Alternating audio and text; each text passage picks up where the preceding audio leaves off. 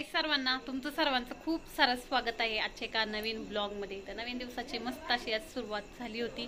तर आता आली डायरेक्ट जॉबवरून आणि आत्ताशी ब्लॉग शूट करायला घेतलाय। आता वाजले 8:15 वाजले, डायरेक्ट तिकडनं इकडे चाले। इथे बघा मांडवाची वगैरे तयारी झाली आहे, बऱ्यापैकी सर्व तयारी झाली। आईकडं डायरेक्ट आले, घरी गेलेच नाही कारण म्हटले घरी गेलं का पुन्हा टाइमपास होणार। आयब्रो करायला जायच्या होत्या, त्यालाही वेळ भेटला नाही। होते असं जेव्हा जेव्हा जाईल तेव्हा पार्लर बंद असतं, तर त्यामुळे जाणं पॉसिबल होत नाही। आणि दुसरं असं की मला बांगड्या सुद्धा भरायला जायचे पण टाइम भेटलेला नाही। ते बघा चाललंय मेहंदी काढण्याचा कार्यक्रम। पहिली आरवीपासून सुरुवात झाली, आता सगळ्या कलर आल्यात आता आहे ना। बघू हाय करे सांग सगळ्यांना, बघू हाय कसं करायचं सांग। आरवी तर ते मेहंदी काढते। कोण आले? चॉकलेट वाले काका कोणी काढली? दीदी। अरे ह्या दीदीने का माऊनी काढले ना। बघू मेहंदी बघू। वाव किती छान आहे। थांब थांब बघ मॅजिक कोणची मेहंदी निघून जाणार बरं तुझ्या आरवी। छान हा वाव वाव किती छान छान दिसतंय। जा माऊला सांग राहिलेली काढून घे म्हणा। बाकीची काढू अजून काढायची।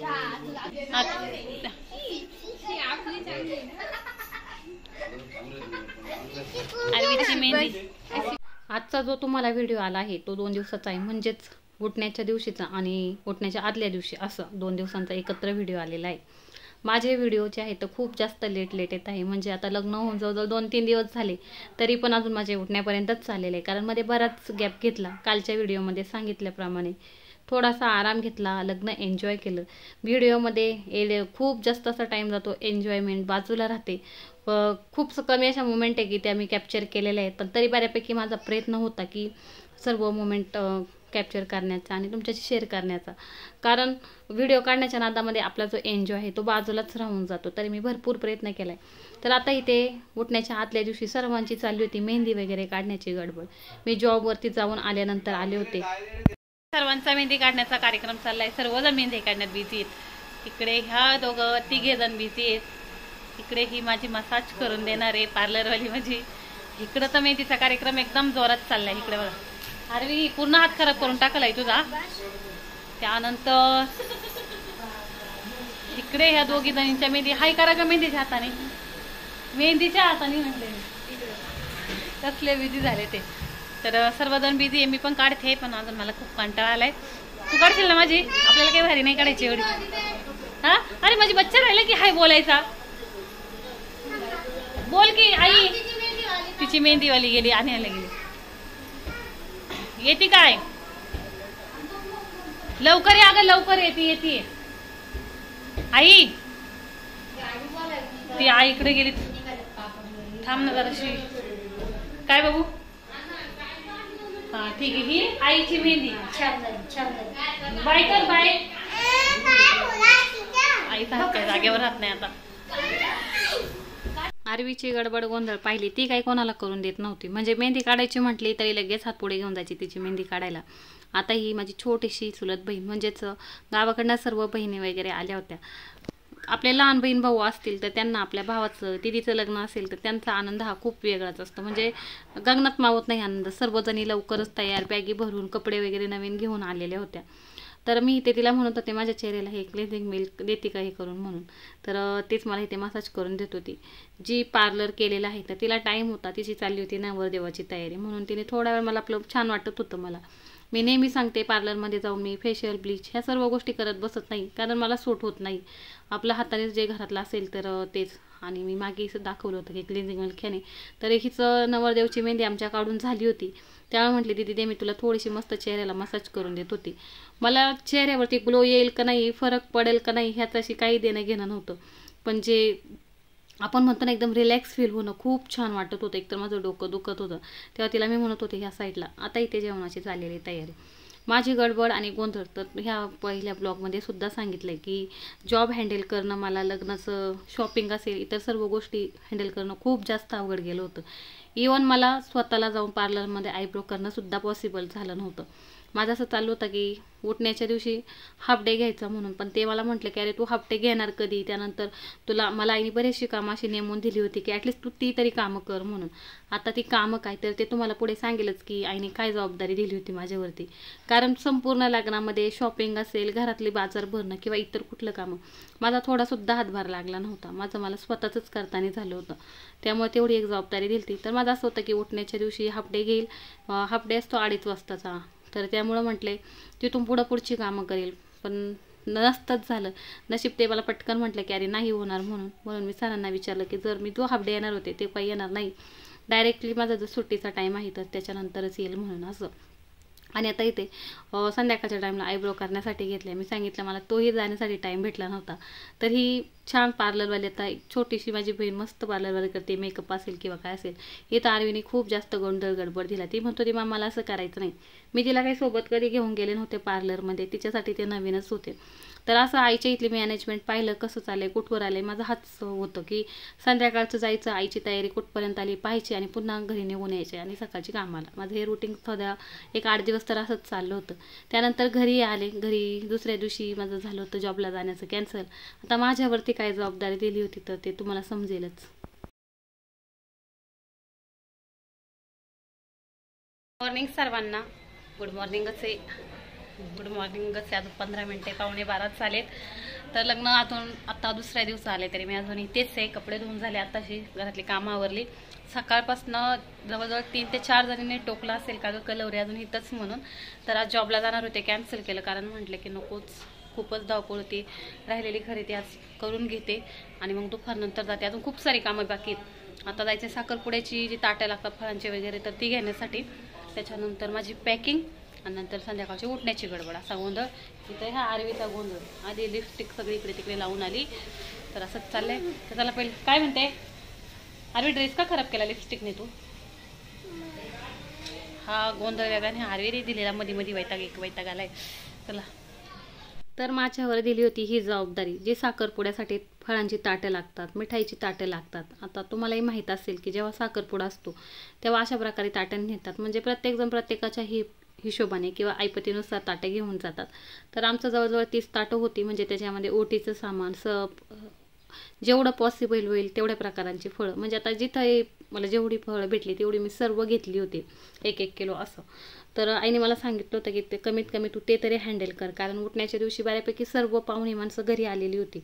आणि मी रात्री मेहंदी नॉर्मलच काढली, फारशी काही काढत बसले नाही, कारण खूप कंटाळा आला होता. दिवसभर जॉबवरती थकल्यासारखं होतं आणि संध्याकाळचं काही करण्याची इच्छा होत नाही म्हणून थोडीशी नॉर्मली मेहंदी काढली आणि घरी आले. आणि सकाळचं मी सांगितलं की मी जॉबवरती जाणार होते, पण अचानक ते मला संध्याकाळचे म्हटले अरे तू 2:30 वाजता येणार, त्यानंतर तू फळ कधी खरेदी करणार, मिठाई कधी खरेदी करणार, पुन्हा आपलं सर्व पॅकिंग करायची, म्हणजे आरवीची, माझी, त्यांची. किती दिवस झाले मी असं शॉपिंग घेऊन येते. त्याच्यानंतर आरवीचा ड्रेस कुठं, माझी साडी कुठं, त्यांचे कपडे कुठं, असं नीट म्हणतात ना व्यवस्थित ठेवलेलं नाही, फक्त आणलं कपाटामध्ये ठेवलं. कोणत्या कपाटात कुठं काही आयडिया नव्हती. तर त्या म्हटल्या तुझीसुद्धा पॅकिंग करावी लागेल, तुझ्या छोट्या मोठ्या ज्या गोष्टी घ्यायच्या आहेत तर त्यासुद्धा घ्यायच्या आहेत. तर तू आजचा पूर्ण दिवस सुट्टी घे, लग्न काही वारंवार होणार नाही. मलाही कुठंतरी बरोबर वाटलं. आणि सर्वात महत्त्वाचं म्हणजे असं वाटलं नवीनच लागलेलं आहे की एवढे दिवस सुट्ट्या घेतल्यानंतर काही प्रॉब्लेम नको. पण जेव्हा त्या सरांना सांगितलं की सर भावाचं लग्न आहे, तर त्यांनीसुद्धा म्हणजे खुशीने सुट्टी दिली, असं म्हटले नाही की नाही वगैरे असं. तर त्यामुळं तरी ते सर्व प्रकारच्या मिठाईसुद्धा घेतल्या. आणि नाश्त्यामध्ये त्यांनी ढोकळा घेतला होता तर तेच खात होते. इथे या मिठाईवरती लक्ष गेलं, खूप जास्त आवडते, पण बापरे त्याची किंमत पण एवढी जास्त होती. तरी पण मी त्यांना विचारलं तर त्यांनी मला 2 आवडीने स्वतःहून खाण्यासाठी सुद्धा दिल्या होत्या. तिथली सर्व खरेदी घेतली. आणि पुढे जे आपण म्हणतो ना सुवासनीचा साच, तर तो सुद्धा घ्यायचा असतो. म्हणजे एका ताटामध्ये कंगवा, फणी, टिकली, लिपस्टिक, म्हणजे जेवढं काही शेंदूर ते सुद्धा घेतलं. आणि त्यानंतर मी घरी जाण्यासाठी निघाले. आता पुढे मला माझी स्वतःची पॅकिंग करायची होती. तसं नकोय. आता खरेदी करून झाली आमची, मिठाई घेऊन झाली, फळं घेऊन झाली, छोट्या मोठ्या वस्तू घ्यायच्या त्या घेऊन झाल्या. आता इथं आले पेट्रोल भरण्यासाठी, कारण उद्या डबल ताप नको लागलं जाण्या अगोदर तर त्याच्यासाठी. आणि आता जाईल आईच्या घरी. तरी बरेचसे बांगड्या घ्यायच्या, अजून बांगड्या बिन भरायच्या राहिले ते त्या काढाघालीच्याच घेणार आहे, जेणेकरून मेहंदी काढायला सोपी जाईल. मेहंदी पण नाही झालेली. असं चाललंय गोंधळ सर्व. घरी आल्याबरोबर लगेच पटकन थोडा टाईम वेस्ट न करता आरवीला खायला घातली, झोपवली आणि लगेच इथं पॅकिंग करण्यासाठी घेतलं होतं. मगाशी सांगितल्याप्रमाणे आरवीचे कपडे एका साईडला, माझी साईडले कपडे एका साईडला. काही काही तर वस्तू भेटत पण नव्हत्या, जे छोट्या मोठ्या मिशोवरनं मागवलेले गळ्यातला असेल किंवा कानातले, ह्या सर्व गोष्टी तर सर्व एक एक करून कलेक्ट करून घेत होते. सासूबाईंच्या हाती वरचेवर ठेवलेल्या लागलेल्या गोष्टी त्यांनीसुद्धा ठेवून दिल्या होत्या आणि त्या गेल्या होत्या आईकडे, आईला हेल्प करण्यासाठी, कारण एकटीची धावपळ नको तर त्याच्यासाठी.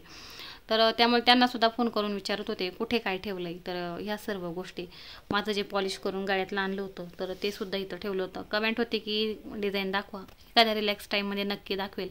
ब्लाऊजसुद्धा मी उठण्याच्या आदल्या दिवशी जाऊन घेऊन आले होते, उठण्याच्या दिवशी घेऊन आले होते. जेव्हा मी मार्केटमधून आले तेव्हा घाईघाईने गेले, ब्लाऊज घेऊन आले. त्याच्यानंतर फिटिंग व्यवस्थित आहे की नाही, तर त्याच्यामध्ये सुद्धा माझा बऱ्यापैकी टाईम गेला होता आणि सर्व पॅकिंग केली.